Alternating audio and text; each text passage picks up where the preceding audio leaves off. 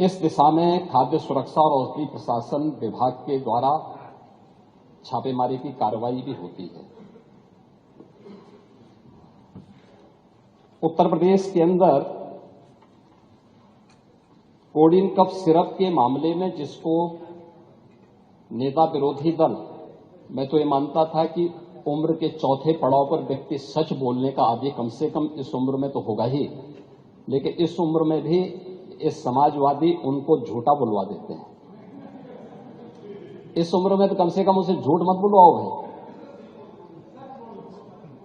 सच बोलने के उनको आदी होना चाहिए। और तो चेयर पे बैठ चुके हैं लंबे समय तक, स्पीकर के रूप में उन्होंने सदन को आगे बढ़ाया है। कोडिन कफ सिरप से उत्तर प्रदेश के अंदर कोई मौत नहीं हुई है। एक दूसरा, इस मामले में एनडीपीएस के अंतर्गत कार्रवाई होगी। ये उत्तर प्रदेश सरकार इस मामले को कोर्ट में जीती है, उत्तर प्रदेश ने इस मामले को लड़ा है। तीसरा, उत्तर प्रदेश में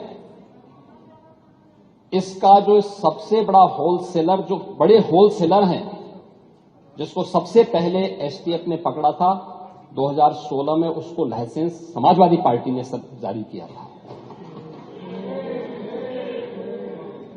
जो फोटो रिलीज हो रही है, देश के अंदर दो नमूने हैं, एक दिल्ली में और एक लखनऊ में बैठते हैं। जब देश में कोई चर्चा होती है तो तुरंत वह देश छोड़ करके भाग जाते हैं। और मुझे लगता है कि यही आपके बबुआ के साथ भी हो रहा होगा। वह भी देश से फिर जाएंगे इंग्लैंड की सैर सपाटे में और आप लोग यहां चिल्लाते रहेंगे। महोदय, कोडिन कफ सिरप का मुद्दा जो इन्होंने उठाया है, मुद्दा था नकली दवाओं के सेवन के कारण होने वाली मौतों का। और उसके बारे में हमने पहले ही बताया है कि नकली दवा के कारण होने वाले मौत के प्रकरण की कोई भी बात अभी तक शासन के संज्ञान में नहीं आई है। और समय समय पर एफएसडीए विभाग इसको लेकर के छापेमारी करती है, कार्रवाई करती है। कंपनियों में भी इस प्रकार की कार्रवाई होती है। यूपी के अंदर कोडिन कफ सिरप, इसके केवल स्टॉकिस्ट हैं, होलसेलर हैं, इसका यहां पे प्रोडक्शन नहीं होता है। ये मध्य प्रदेश में, हिमाचल में और अन्य राज्यों में होता है। और जो मौत के प्रकरण सामने आए हैं, वे मौत के प्रकरण अन्य राज्यों में आए हैं। जिन राज्यों में आए हैं, वह जो भी प्रकरण सामने आए हैं, यह तमिलनाडु में बने हुए एक सिरप के कारणों सामने आई है। ये पूरा प्रकरण इलीगल, यानी इसमें एडिटेशन का भी नहीं है, यह इलीगल डाइवर्जन का है।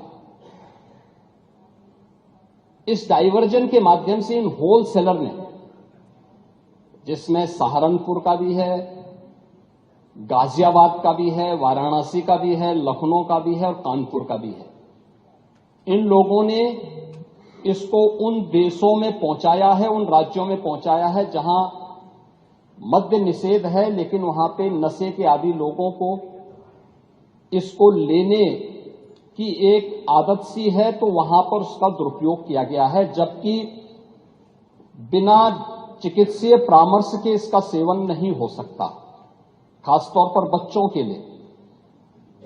एडल्ट भी चिकित्सीय परामर्श से इसका सेवन करता है। कौन ऐसा व्यक्ति है जिसने कफ सिरप नहीं लिया?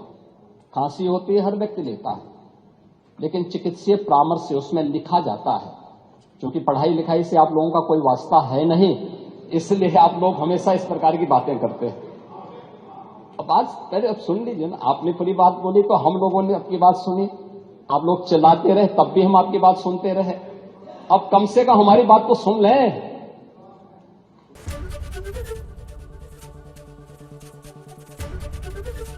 एबीपी गंगा, खबर आपकी, जुबान आपकी।